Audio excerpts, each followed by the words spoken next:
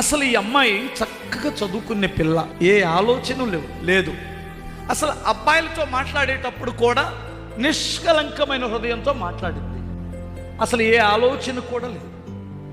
అప్పుడు ఒక దుష్టురాలు, ఏమ స్నేహితురాలు, దుష్టుడు వాడుకుంటున్న ఒక పిల్ల ఏం ఆలోచన ఇచ్చిందంటే,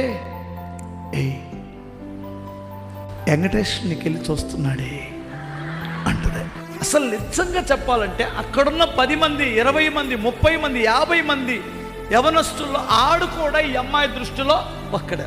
ఇప్పుడు దృష్టి ఏం చేసిందంటే ఒకన వైపుకి అందించింది.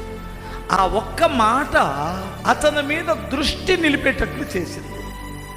అందుకని ఇప్పుడు నాకెళ్ళి చూస్తున్నాడో లేదో, చూస్తున్నాడని చెప్పింది కదా, చూస్తున్నాడో లేదో వెనక్కి తిరిగి చూసింది, చూస్తున్నాడో లేదని క్లాస్ రూమ్లో చూసింది, చూస్తున్నాడో లేదో చూసింది.